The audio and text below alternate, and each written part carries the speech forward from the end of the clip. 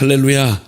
이렇게 또 하나님 은혜 안에서 이렇게 또 소중한 시간을 주셔서 너무 주님 앞에 감사한데, 살아계신 이 말씀 주신 주님, 하나님의 이 말씀 성경을 우리에게 주신 주님 앞에 정말 천하의 어떤 감사보다 가장 큰 감사를 우선해서 드려야 될 게 성경 주신 하나님이시다.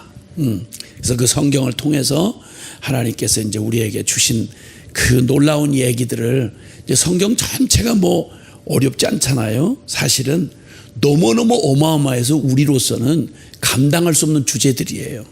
영원에서 영원, 온 세계의 운명, 인류의 가장 근본적인 인간의 육체로 살아가는 육신의 삶도 다 모르는데, 세상에 우리가 어떻게 도대체 우리가 어떻게 인간을, 영적인 세계를 알겠냐고요. 인간을 안다는 말은, 그 사람을 안다는 말은 그 사람의 마음을 안다는 말이잖아요. 그렇죠? 그 사람 마음을 모르면 그를 모르는 거예요. 근데 그 마음의 가장 중심, 핵심 자리가 영혼 아니에요.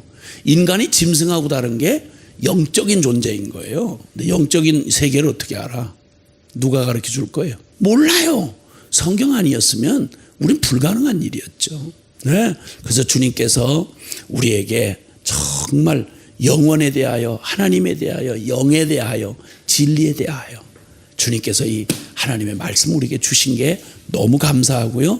그래서 그 말씀은 구약과 신약으로 되어 있는 성경이 66권이지만, 구약은 사실 이제 보면 구약의 모판과 같은, 결론과 같은 얘기가 모세오경이라고 하는 창세기, 출애굽기, 레위기, 민수기, 신명기, 이거 분량이 얼마 안 돼요.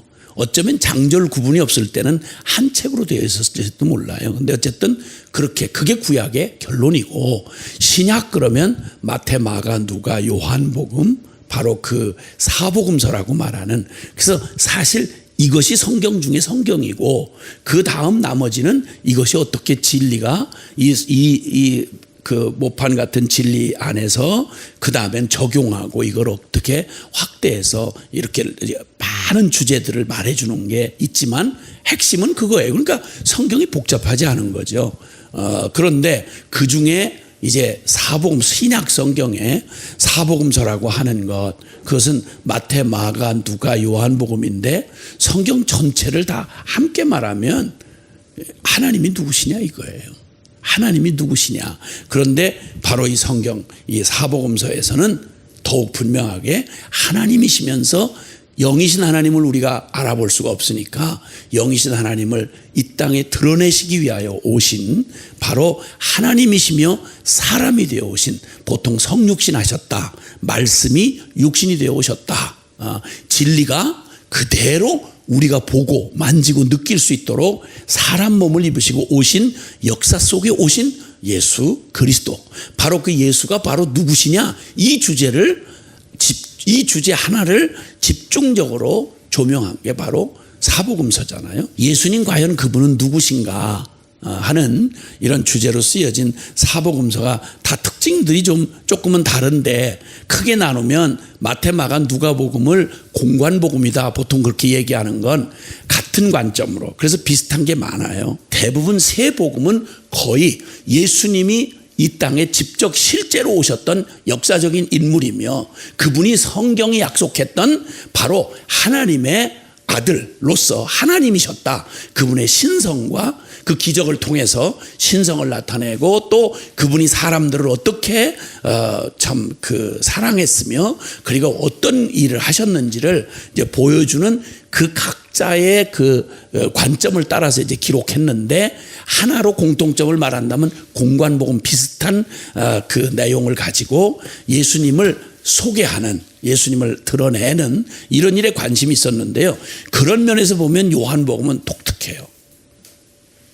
그래서 이번에 이제 요한복음을 통해서, 요한복음을 안에서 본 예수님을 만난 사람들의 이야기로 이제 한번 이렇게 성경을 막 연구하고 분석하고 강의하고, 이런 건 지금 너무 좋은 자료가요, 요즘에 유튜브에 많이 나와 있어요. 그래서 준비하면서 그냥 정말 제가 참 여기 그 찬송가의 고백처럼 사랑하는 아이를 앉혀놓고 두런두런 얘기를 해주는데, 그냥 그 예수님의 얘기가 그 엄마의 삶에 녹아나서 그 아이에게 그냥 사랑으로 마음으로 스며들듯이, 그래서 누군가가 나 진짜 정말 궁금해요. 예수님 더 알고 싶은데요. 이렇게 하면서 누군가가 물어온다면, 아니면 길을 묻는다면, 또 아니면 인생에 대해서 고민한다면, 그런 친구들하고 만나가지고 그냥 제 안에, 제 삶 안에서 주님 만나주시고, 또 성경을 통해서 말씀하셨지만 성경을 막 분해하고 강해하고 막 주석을 달고 이런 거 말고 따뜻한 온기가 느껴지는 그런 그 성경에서 예수님을 만난 사람들의 이야기를 함께 좀 같이 나누다가 보면, 그러면 있잖아요. 우리의 삶에 내가 만난 예수님 있잖아요.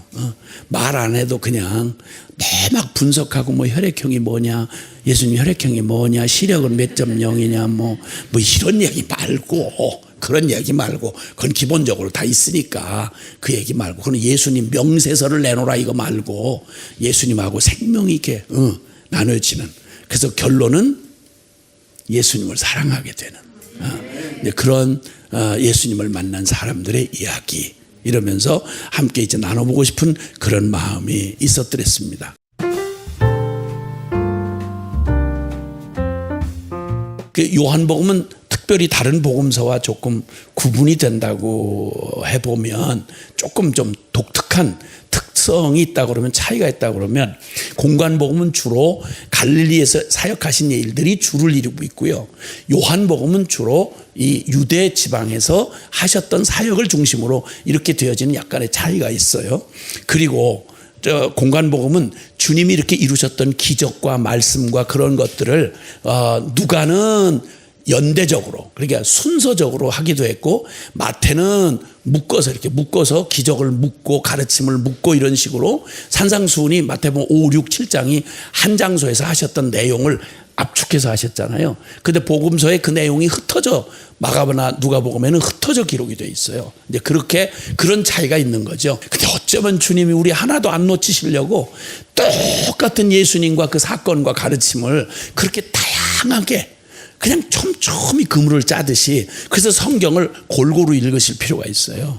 성경을 골고루 읽으시고, 그래서 입체적으로 보면 마태가 본 바로 그 사건, 마가가 본 사건, 누가가 본 사건, 그리고 그 이면에 이렇게 공관복음이 보는 관점하고는 아주 다르게 요한복음이 관점이 달라질 좀 이유가 있는데요. 그게 뭐냐면, 요한복음이 가장 늦게 되어졌어요. 추정하기로는 사도 요한이 반모섬에 이제 그 유배대 가서 이제 붙들려서 유배대 가서 거기서 요한 계시록을 기록하잖아요.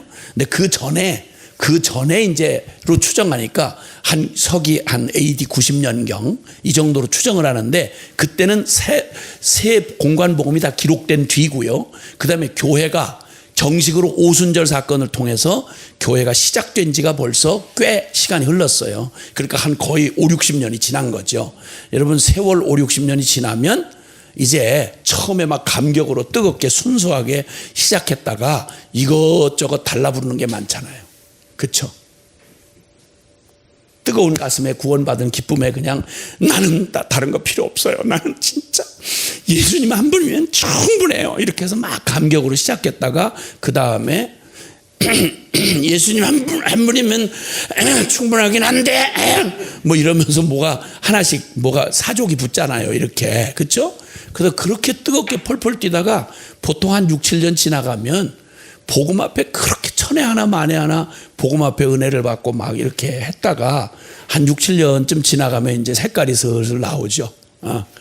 피로 증후군이 쌓여요. 이제. 그래서 감동보다는 복음에 대한 뭐 시비가 많아져. 그리고 뭘 거기다 덧붙여가지고 그냥 이제 복음 가지고 막 휘두르고 서로 칼질하고 비판하고 막 트집 잡고 이상한 병리 증상들이 나타나요. 그래서 한 6, 7년이 이렇게 지나고 한 10여 년 지나가 보면 어지간히 저 사람이 끄실른 사람인지 아니면 복음을 그냥 도구로 또 휘두르려고 그 좋은 쟁기 하나 마련한 사람인지 뭐 숨길 수가 없어요. 다 드러나요. 좀 시간 가면 막 헌신했습니다. 다 버렸습니다. 뭐 이러지만 무슨 트집을 잡아서라도 이렇게 되는 수많은 변종들이 생겨나요. 교회가 초대교회가 딱 겪으면서 아시겠지만 우선 신학적으로 그 당시가 이제 이 복음이 유대 땅에서 다른 이방으로 흘러가니까 그 당시 이방은 오늘날 우리 한국에서는 미국에서 건너갔다 그러면 온통 막 그냥 다들 막 이렇게 좋은 것처럼 막 이러잖아요. 모든 흉내를 다 내잖아요. 그런 것처럼 그 당시는 헬라 철학, 헬라와 로마의 문화가 완전히 막 선진 문화였고 그 다음 나머지는 야만인이에요. 그게 둘로 딱 갈라져요. 헬라인이나 야만인이나 이렇게. 성경에도 쓰여진 말을 보면 사람들을 구분하는 두 가지 구분이 있어요. 헬라인이야, 즉 헬라의 철학이나 그런 그리스 사상을 몸에 밴 완전히 인본주의적 사상이죠.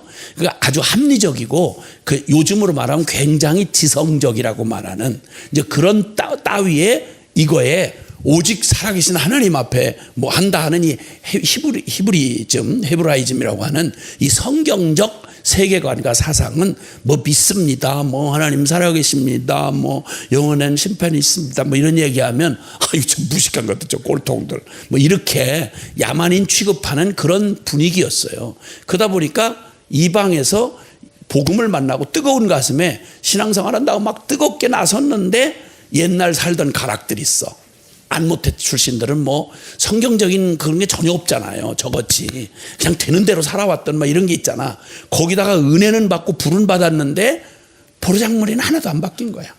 그러니까 뭐 말하는 거 뭐 일일이 작은 부분까지는 변화되지 못하고 계속 충돌을 일으키면서 깎여나가는 과정을 치르죠.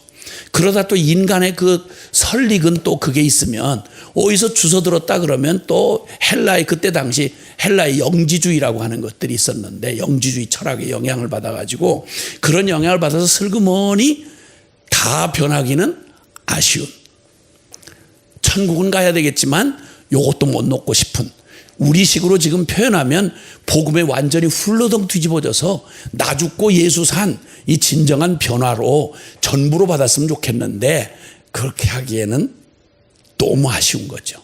그럼 자꾸만 타협점을 찾아요. 근데 계속 고집스럽게 자꾸만 뭐 나 죽고 예수 살고 이 얘기만 계속하면 나중에는 점점 이제 싫어하다가 나중에는 도를 들어야 돼요. 저거 왜 저 꼴통 같은 얘기하는 거야? 왜냐하면 양심이 견딜 수가 없거든요. 그럼 무슨 비난을 하고 뭐 무슨 트집을 잡아서라도 이렇게 갈라지고 저렇게 갈라지고 여기저기 말하고 돌아다니고 별짓 다 해요. 그게 우리 모습이에요. 이게 초대교회에 일어난 고스란히 그 모습이었어요. 그러니까 여러분 그 가운데 사도 요한이 마지막 사도로 살아남은 사람이에요. 베드로도 순교당하고 그리고 바울도 순교당하고 그리고는 이제 나머지 12사도는 다 뭐 아시겠지만 저 뿔뿔이 다 가서 11사도 그 가룟 유다는 자살해 죽었지만 나머지 사도 요한만 남겨놓고 나머지 10사도들이 다 순교했어요. 마지막 남은 예수님의 12제자 중 마지막 남은 분이 사도 요한이에요.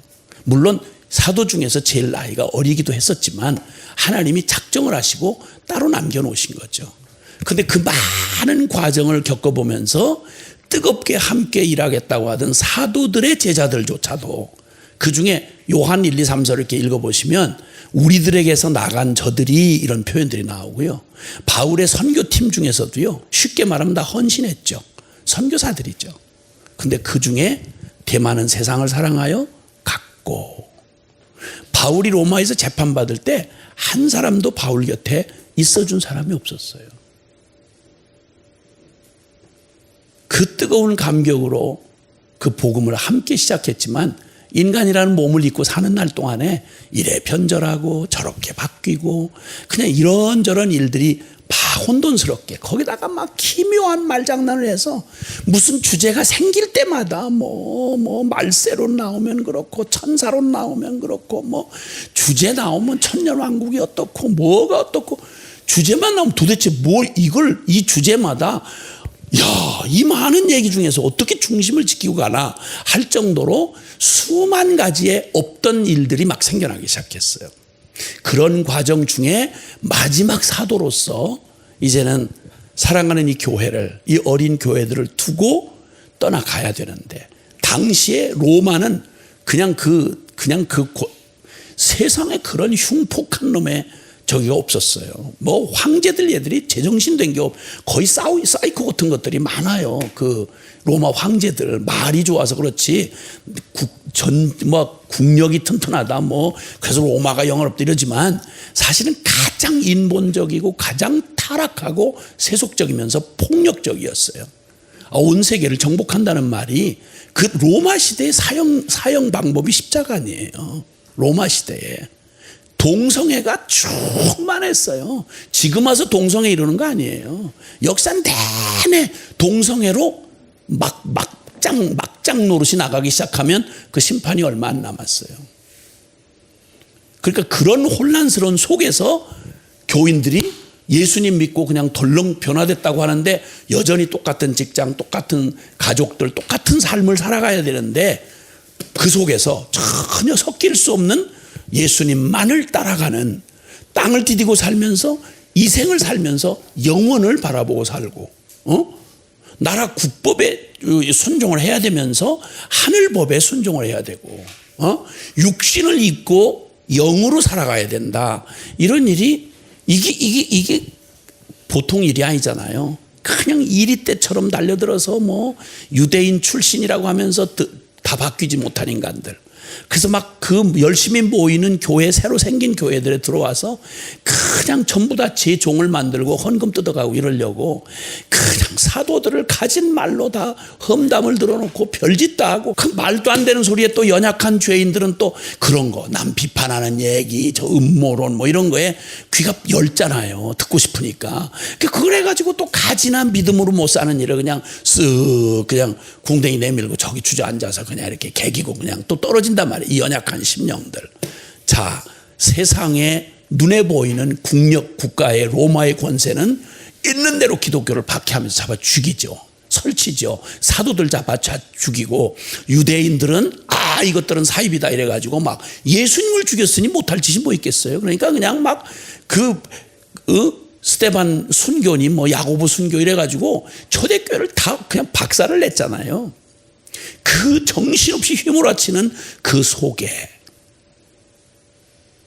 그 어린 그 교회의 성도들을 두고 본인도 이제 얼마 안 있다가 이제 순교의 죽음을 맞이할 정도로 그런 기가 막힌 상황이 밀려오고 있는 때에 공관복음에 예수님 그는 누구신가를 역사적이고 사실적이고 실제적인 역사적 사실을 가지고 말해준 공관복음 그리고 그 전해준 주님의 그 단편적인 그런 말씀들 오직 결론은 딱 하나야. 예수님 십자가와 부활. 예수님은 하나님이셨고 참 사람이 되어 오셨다. 그를 믿기만 하면 죄 용서받고 하늘의 영생을 누리게 된다. 그를 영접하는 자마다 하나님의 자녀되는 권세를 주셨다. 세상 끝날까지 예수님 우리와 함께 하신다. 이 단문장 같은 이 얘기를 그거 하나 믿고 순교를 당하는 거야. 초대교회가.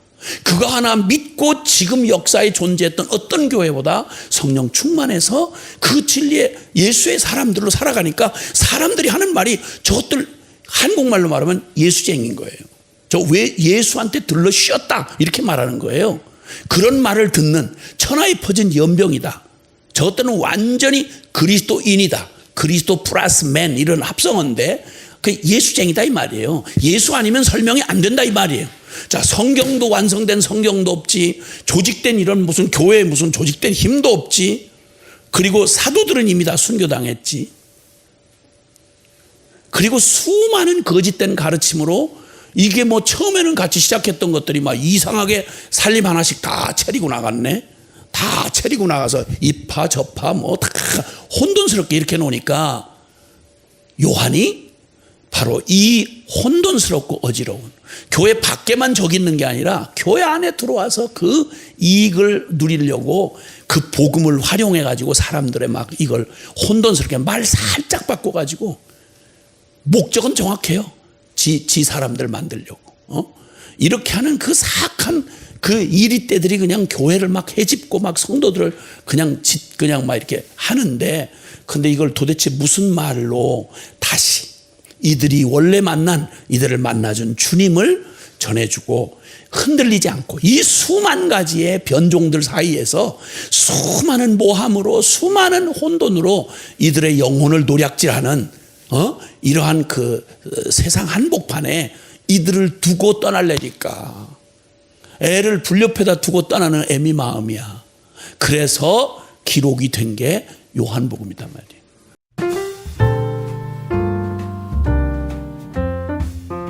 그래서 요한복음 굉장히 심플해요. 요한복음 굉장히 단순하고요. 단순하게 전해줘야 될 거 아니에요. 그렇죠? 이거 다 성경을 갖고 읽는 게 아니고요.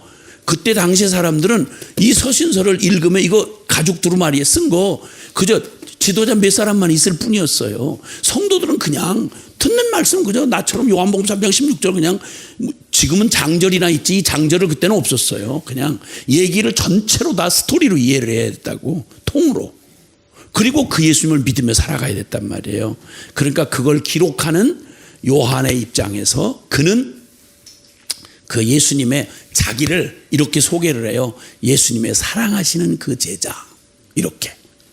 사도 요한이 자기를 사람들에게 이 책을 기록하면 성경을 기록하면서 자기를 소개하기를 하나님의 예수님의 사랑하시는 그 제자.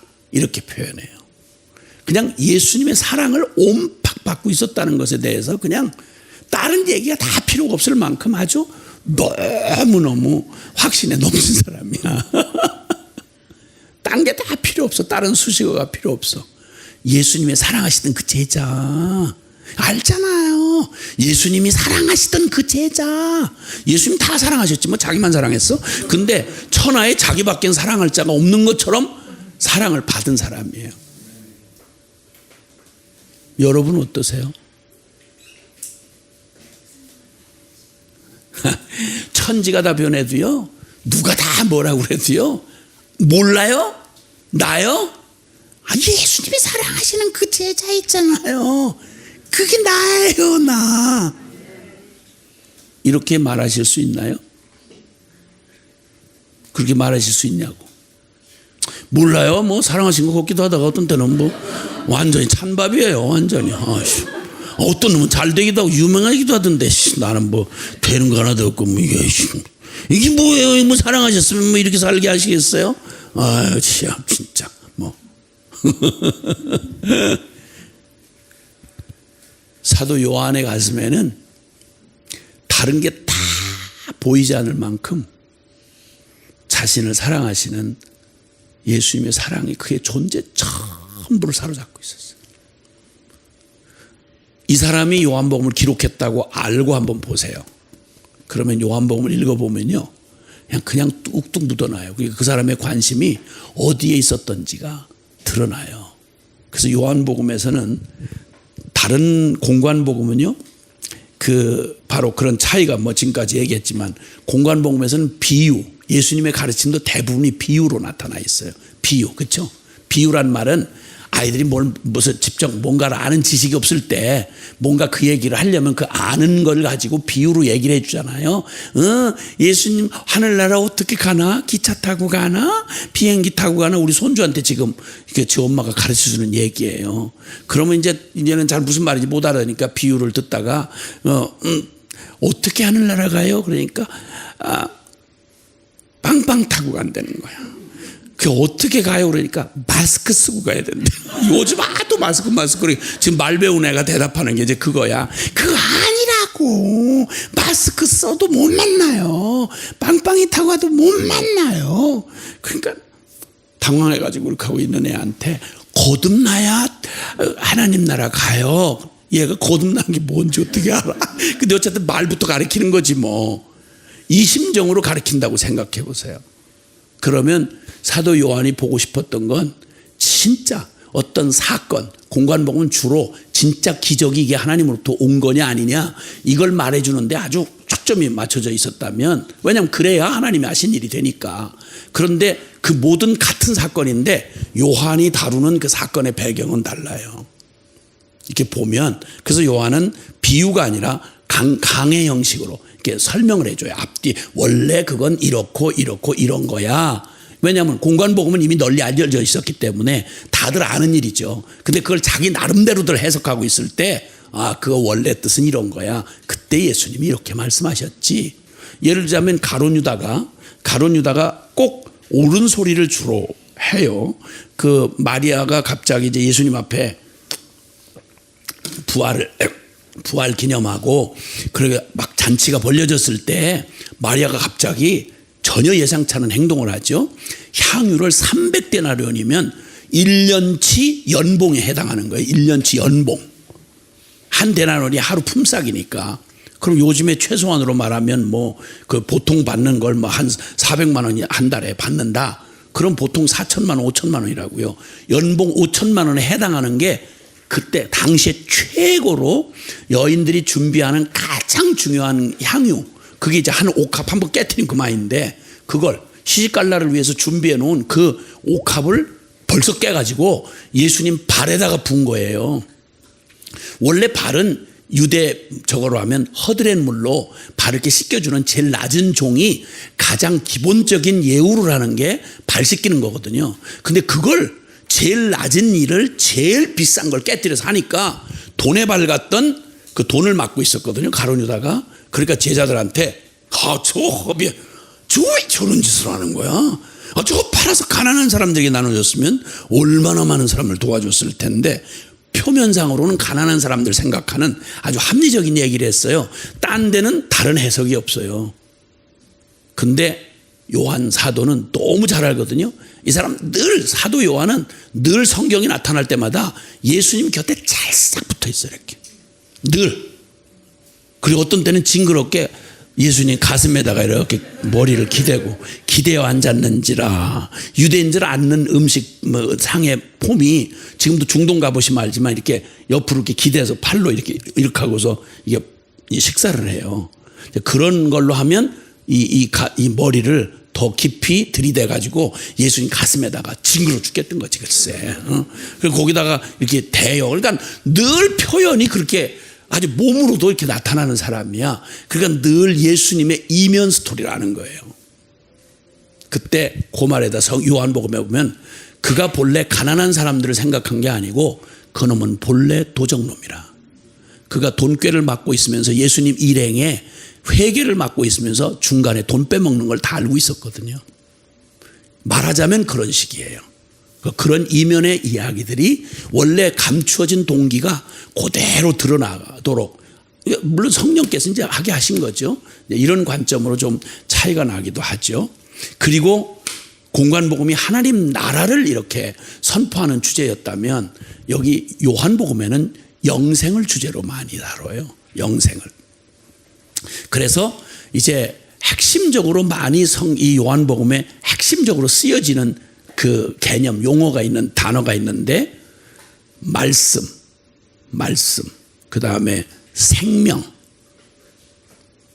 그리고 믿음. 이걸 보시고 한번 요한복음 이렇게 보시면요. 이걸 굉장히, 이 부분을 굉장히 집중적으로 하게 돼요. 왜 그럴까 생각해 보는데 제가 이렇게 생각해 보니까 당연해요. 이게 시간이 좀 흐르면요. 처음에는 복음을 몰라서 사람들이 헷갈리다가 이제 복음학교를 통해서 이제 총체적인 복음을 이렇게 듣고 나면 그리고 이제 시간이 좀 흐르잖아요. 그럼 복음을 알고 나서도 보이는 반응들이 있어요. 시간이 가면 앞서 말한 것처럼 시간이 가고 이제 안다 이거야. 아는데 다 뻔히 알면서 결론을 완전히 못 내면 반드시 나타내는 모습들이 나타나요. 그래서 믿음이 뭐냐? 믿었다 치고 또 모를 때는 모르는 만큼 믿었다고 확신을 하는데 복음의 진리를 총체적으로 알고 나면 이젠 아는 정도로 내가 믿었다고 생각을 하는 거예요. 아니요. 그래서 요한복음은 무섭게도 믿음이 아닌 것에 대해 기가 막히게 빚어내요. 요한복음 읽어보시면 그래서 믿음의 혼돈이 돼 있던 사람들에게 쉽게 말하면 오래 이제 초대교회가 생긴 지 50-60년이 넘어가니까 다 믿는다고 그러면서 별짓 다 하는 거야. 믿는다고 훈장 딱 붙여놓고는 막 이전 사람보다 더 사악하게 그래. 그러니까 서로 믿음 가지고 막 너는 아니다 뭐 나는 기다 이러면서 이러니까 그런 믿음의 혼돈된 순전한 믿음이 뭔지에 대해서 아주 날카롭고 분명하게 제시를 해주고 정리해 주세요. 그리고 생명, 신앙이 이게 생명으로 내가 복음을 받은 건지 아닌지 지나보면 알아요. 무슨 생명이 작동을 하는지. 자아 생명으로 펄펄 따라서 말은 다 복음을 말하는데 하는 짓을 보면 계속 옛날에 하던 짓 고스란히 십자가 거치지 않은 옛 모습을 가지고 계속 뒷담화하고 계속 누구 비판하고 거짓말 막 만들어내가지고 막 여기 썩었다 저기 틀렸다 뭘 했다 뭐 이런 걸 이전보다 더 증세가 심해져가지고 하는 거예요. 그러니까 이런 일들이 막 교회 안에 뒤죽박죽 이렇게 있다 보니까 생명이 뭐냐? 예수님 만난 진정한 영생의 생명을 가진 사람, 그런 이 생명에 관한 주제를 아주 분명하게 요한복음은 특히 어떤 복음서보다도 그 부분을 아주 명확하게 해주고요. 그러니까 말씀의, 생명의, 믿음의 이 세 가지 이 핵심 주제가 아주 이렇게 잘 다뤄지고 있는 게 바로 그 요한복음입니다. 그래서 결국 요한복음은 이제 이 요한복음에서 우리가 이제 보게 되는 건 아주 단순명, 결국 결론에 가면 수많은 주제들 복음을 받아놓고 이제 수많은 주제를 만날 때마다 곁길로 빠져나가는 많은 허점을 가지고 있는 우리에게 처음 우리가 받았던 복음의 결론이 얼마나 분명하고 얼마나 확실한지를, 그것이 진짜 생명이 되고 그게 진짜 믿음이 되고 그게 진짜 진리가 되어야 되는 바로 그것에 대해서 이제 마지막 그 사도로서, 그리고 또 그 이제 혼돈 가운데 있는, 그리고 시간이 흘러서 이미 관성에 스스로도 속고 있을 이 혼미스러운 것에 아주 명확한 불을, 서치라이트를 팍 비추듯이 혼돈 없이, 내가 왜 그렇게 이 정신사납게 막 말할 때마다 정신없었나. 여러분, 아무리 교묘한 위조 지폐가 많이 만들어져도요, 가짜는 어차피 가짜예요. 그럼 수많은 가짜 짝퉁이 나온다고 해서 명품이 혼돈스러워하지 않아요. 명품점은 계속 명품점으로 뭐 그냥 남아있어요. 여전히 비싸고 고고하게 손님 많이 안 와도 괜찮다는 거예요. 한 놈만 부자 들어오면 땡이라는 거예요. 그리고 그 비싼 가게 다 공항이고 어디고 뭐 이런 비싼 거기다가들 그 비싼 세를 내고 그 언제 봐도 손님이 거의 없어요. 우리 같은 사람 그거 딱 이렇게 지나가면 없어서 저길 누가 들어가. 백하나 이런 거에 막 500만 원, 1000만 원 이렇게 붙여 있는데 미쳤어. 그거 가지고 몇 년을 살 건데 그게. 우리 같으면 막 몇십 명이 지금 막 1년 그 저거 해도 다 그 비용이다. 그 저거 할 텐데 거기다 백을 그거 무거워서 어떻게 들을 거야 그거. 그런데 전혀 지장 없이 광고를, 어마어마한 광고를 하고 엄청난 비싼 금싸레기 같은 땅에다 해놓고 신경 안 써요. 그리고 그런 짝퉁이 중국만 해도 어마어마하게 만들어져요. 뭐 어떻게 이렇게 그 모양을 그렇게 잘 내는지, 롤렉스니 뭐 이런 거, 오메가니 뭐 이런 시계들 비싼 거 있잖아요. 그 짝퉁 시계를 그냥 쌍하이나 이런 데 가보면 그 공원에서 단돈 10,000원에 준대. 이라고 금방 보면 속을 정도니까. 아니 롤렉스를 10,000원에 산다는데 눈이 안 돌아갈 놈이 어디 있겠어요. 이렇게 해서 다들 짝퉁 천지지, 아주 짝퉁 천지를 만들어내요. 그렇다고 짝퉁이 너무 많이 나와서 다 때려쳐야 되겠다, 장사 못해 먹겠다 이렇게 하고 그 명품점이 문을 안 닫아요. 짝퉁이 많고 가짜가 많을수록 진짜가 더욱 빛나고 더욱 소중한 걸 알게 돼요. 짝퉁은 잠깐은 속일 수 있어요. 잠깐은. 이 말 저 말 다 흉내는 다네요. 복음에 관해서 뭐 다 해서 어떤 때는 자기가 복음도 나누고 이럴 수 있어요. 그런데 잠깐은 속여요. 그리고 그거 가지고 막 휘둘러 보면 지 영혼이 피폐해져서 못 살아요. 그래서 결국 진짜가 무엇인지가 가장 더 소중하게 돼요. 그러니까 진짜 걱정할 필요가 없어. 그럼 이 많은 것 중에 어떻게 그걸 다 분별하고 살아가나. 예수님만 생명으로 만나고 믿음만 참 믿음이 되고 진리만 굳게 잡으면 걱정할 거 없다는 게 요한복음의 결론이에요.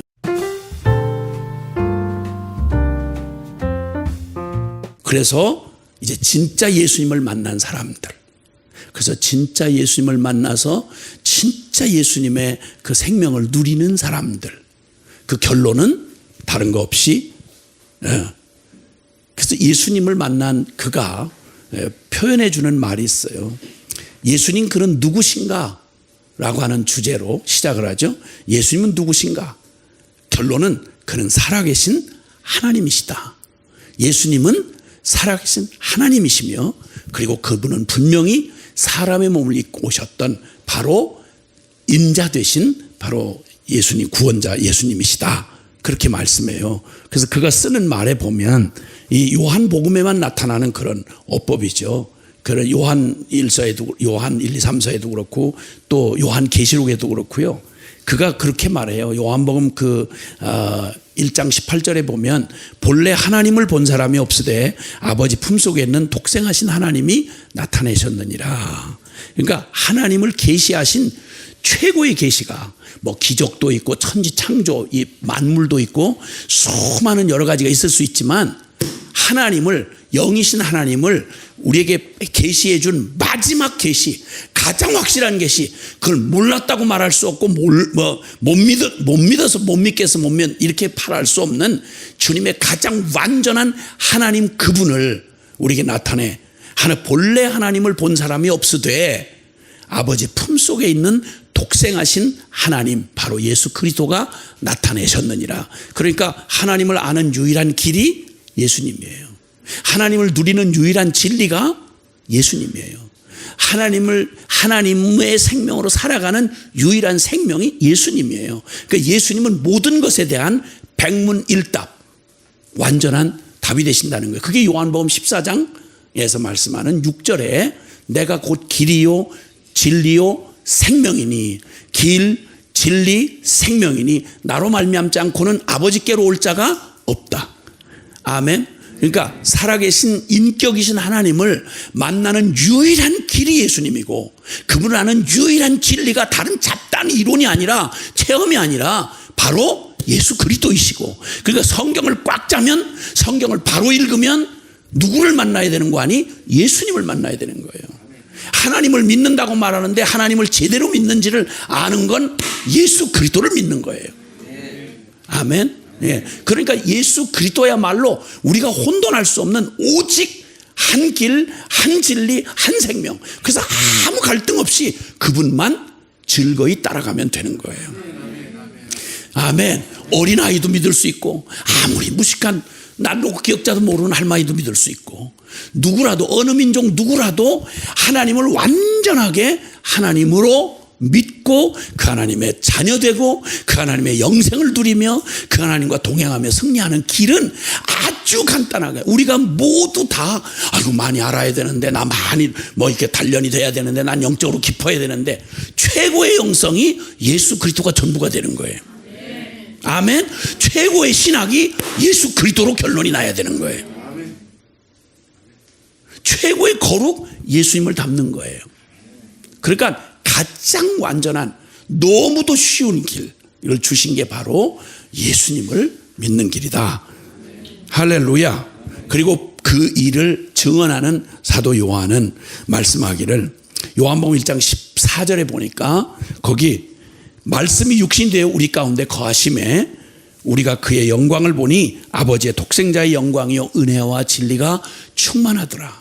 그 자기가 늘 말할 때 우리는 보았고 만졌고 들었다, 그렇게 말해요. 우리가 본 바요, 들은 바요, 그리고 만진 바라, 이렇게 말해요. 그들과 함께 잡수시고, 그들과 함께 걸으시고, 그들과 함께 웃고 함께 울고 함께 사셨던 바로 그분 예수 그리스도가 바로 하나님이셨다. 이걸 증언해 주는 사람, 그게 바로 사도 요한이었습니다. 그 사도 요한이 이 말해주는 이 요한복음 구조가 굉장히 단순해서요.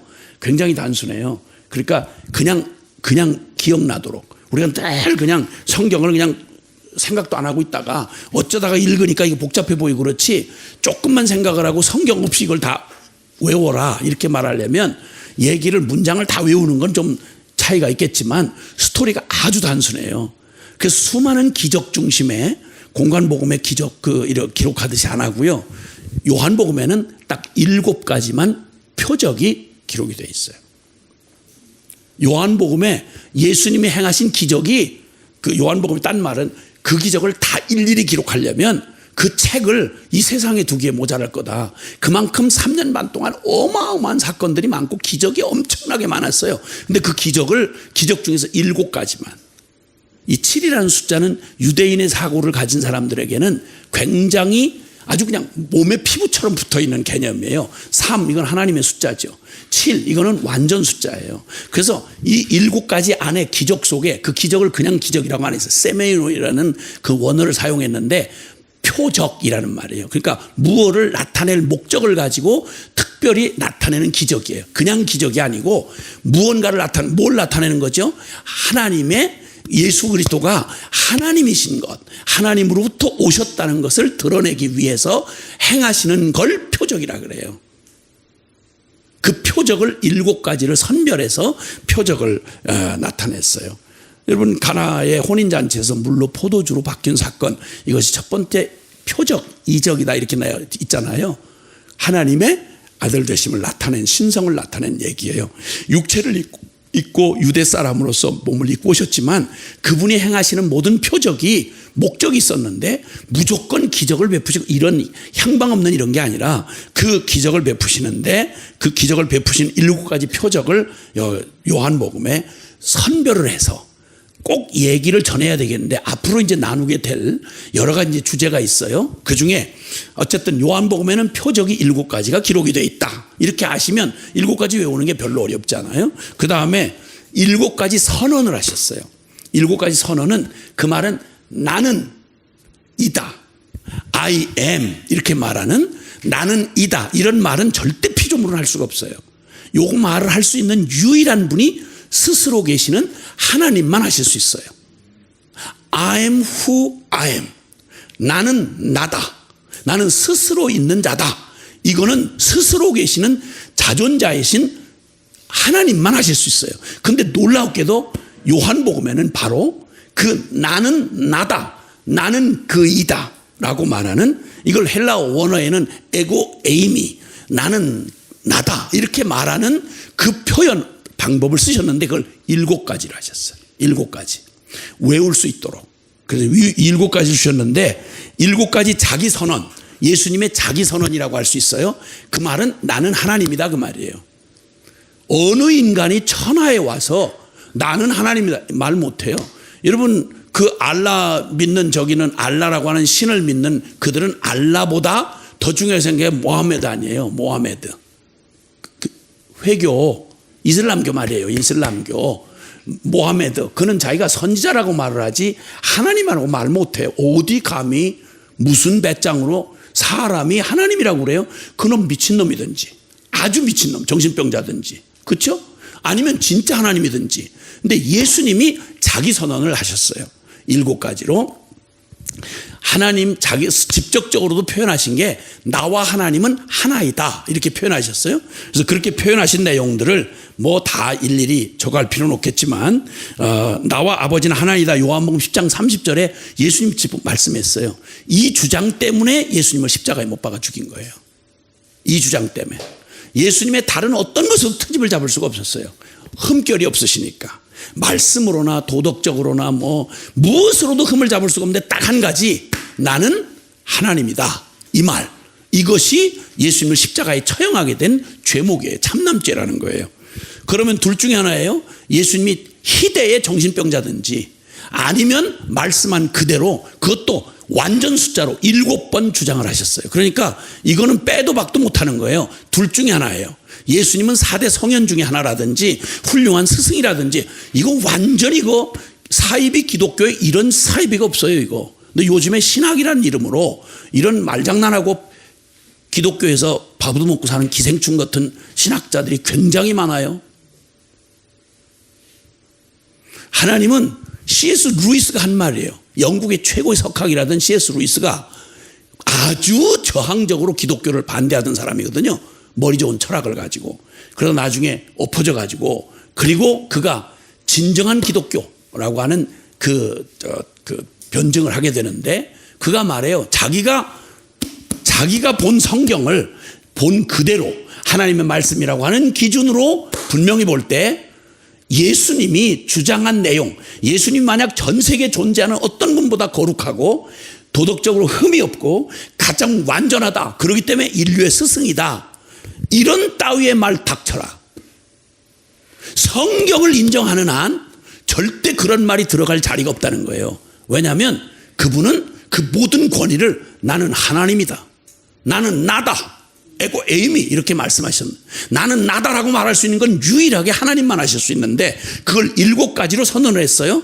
그 7가지로 선언한 게 직접 선언하신 게 나와 하나님은 아버지다 하는 요한복음 10장 30절이라면 주님께서 이제 보수반용법이다 이렇게 말을 해서 주님이 나는 하고 이다 사이에 무엇을 넣어요? 나는 빛이다.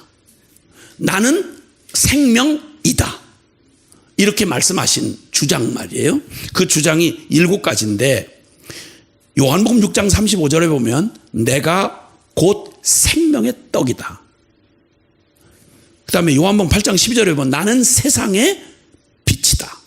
그리고 또 요한복음 10장 7절에 보면 나는 양의 문이다. 양의 문, 양들이 들고 나며 꼴을 얻고 살게 되는 문과 같다.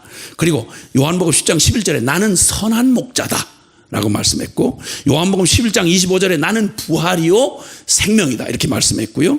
요한복음 14장 6절에 내가 곧 길이요 진리요 생명이니 라고 말씀했어요.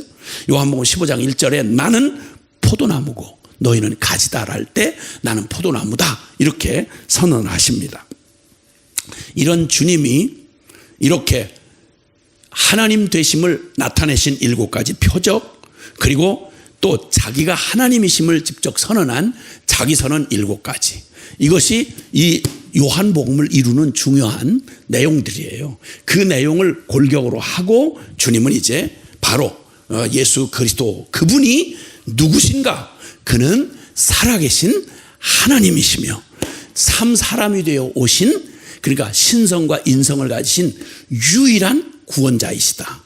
이 사실을 굳게 성도들이 붙들을 때 그 수많은 이단과 혼돈에서 그 시대를 이겨내고 그리고 승리를 누리며 참 생명과 참 믿음과 참 진리를 붙들고 승리할 수 있도록 그렇게 우리에게 주어진 선물과 같은 하나님의 말씀이 요한복음이다 라고 하는 말씀으로 이제 그 대략 서문 같은 얘기를 이렇게 하게 됐습니다.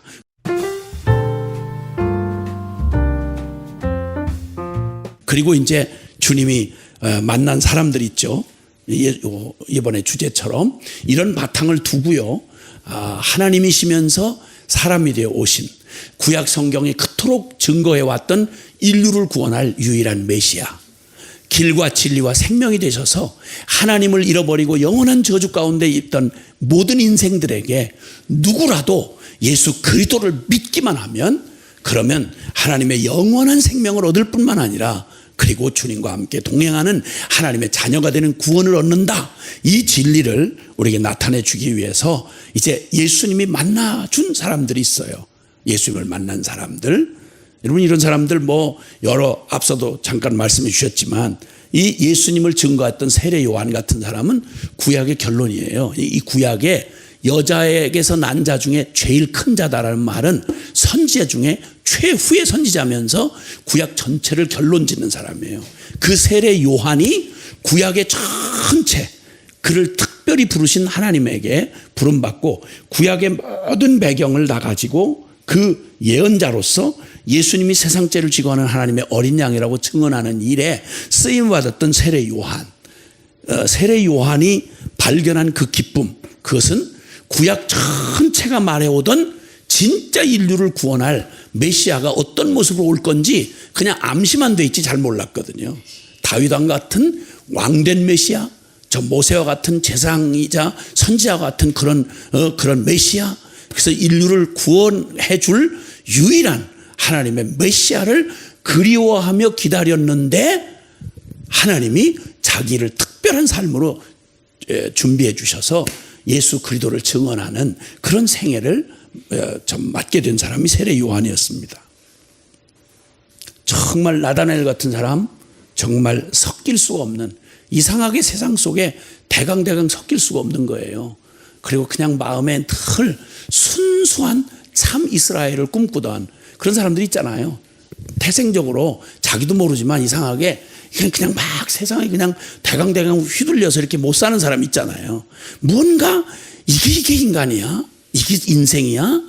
그러면서 뭔가 정말 윤동주처럼 하늘을 우러 죽는 날까지 하늘을 우러러 한 점 붓고는 없기를, 잎새 있는 바람에도 난 괴로워야만 했다. 이런 이상한 심성을 가지고 섞이지 못하는 사람이 있잖아요. 그 사람을 주님이 넌 참 이스라엘이라. 그리고 만나주셨어요. 그런 목마른 영혼을 만나주신 얘기. 니고데모 같은 사람은 그 당시에 최고의 품위와 인격을 가졌던 사람이었죠. 그런데 해결나지 않는 인간의 그 바른 모범생 교과서 같은 인생을 살지만 자기의 영혼의 문제를 해결할 수 없었던 아주 진지한 신사 니고데모 같은 사람. 그 사람에게 주님은 찾아오셔서 그의 그 인생의 비밀을 꼭 찍어서 얘기해 주잖아요. 그 사람이 예수님을 찾아온 거예요. 정말 죽지 못해 사는 사람, 우리 또 사마리아 수가성 누님 얘기 있잖아요. 아이고 저런 인생을 참 사는 게 참 저주다 이렇게 생각할 만큼 밑바닥을 치던 그냥 막 쓰레기처럼 취급당하던 한 여인이 예수님을 만난 얘기. 와, 감동이에요. 어떻게 저런 사람을 만나 주실까? 저런 사람에게도 꿈이 있나? 희망이 있을 수 있나? 죽지 못해 사는 사람. 그리고 또 38년 된 병자 얘기. 38년을 마비가 돼서 목숨은 끊어지지 않고 그리고 내쳐진 이런 사람. 그래서 그는 꿈도 잃어버렸던 사람이었어요. 꿈조차 잃어버린 사람. 그런 사람도 예수님을 만났어요. 와우. 빈들에 남자만 5,000명이 되는 사람들이 목이 말라 상황을 보세요. 날은 저물어 가는데 빈들이고 먹을 건 없고 허기져 지쳐 있는 무리들.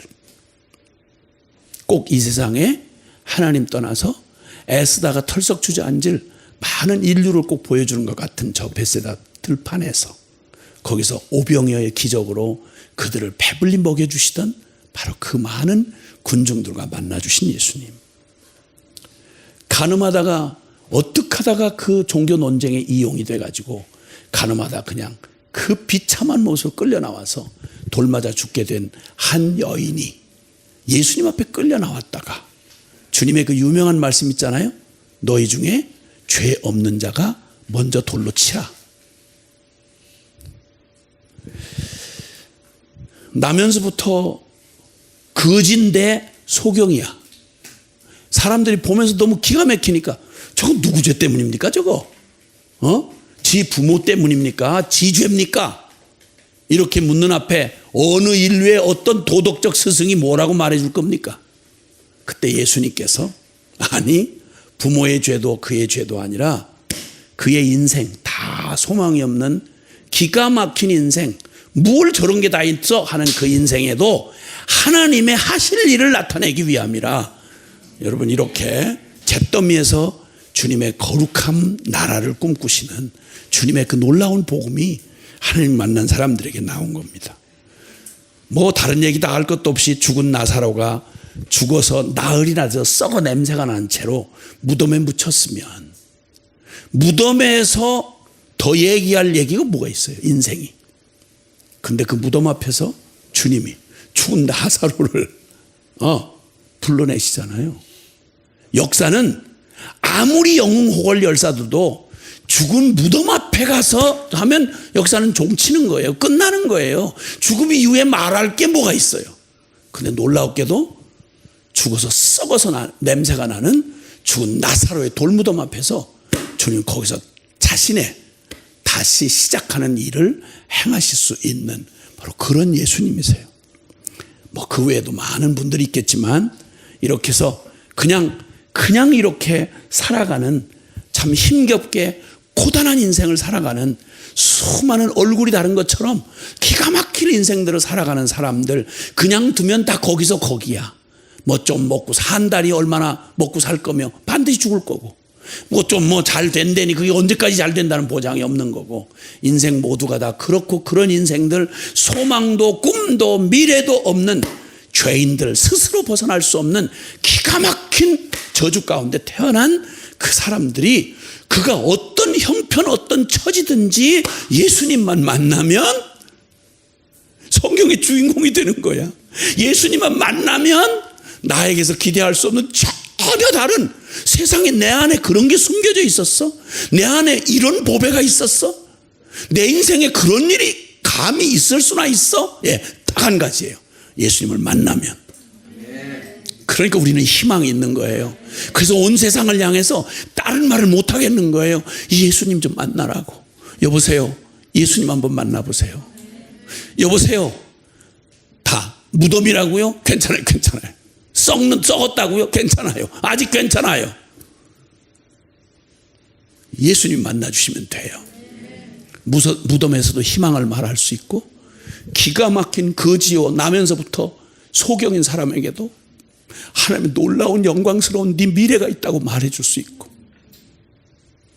38년 아무한테 동정을 못 받고 그냥 늘어진 채로 버려진 쓰레기 같았던 한 인생에게도, 꿈도 포기했던 그에게도 예수님은 더 낫고 싶어 말씀하시고는 놀라운 증인의 삶을 바꾸신 주님.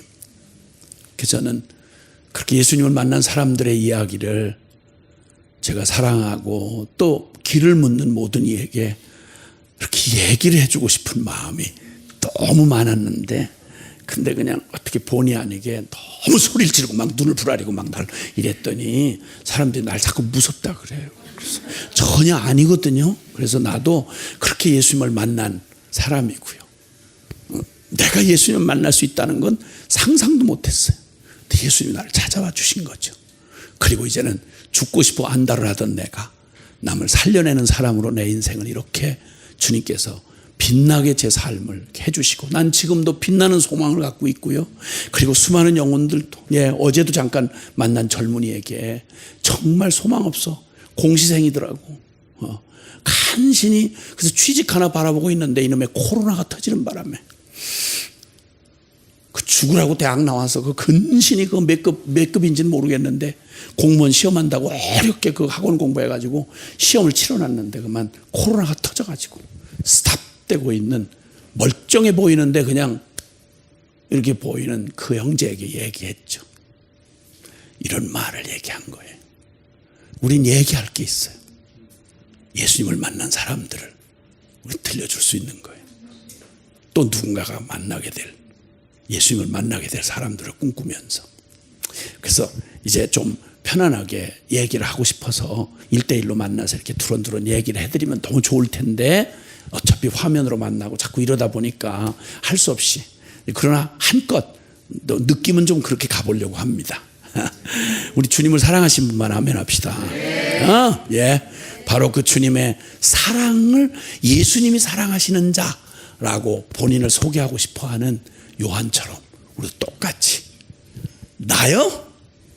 예수님이 사랑하는 사람, 예수님한테 물어보세요. 예수님이 사랑하는 게 누구냐고. 근데 아직 누구를 얘기하겠어요? 할렐루야.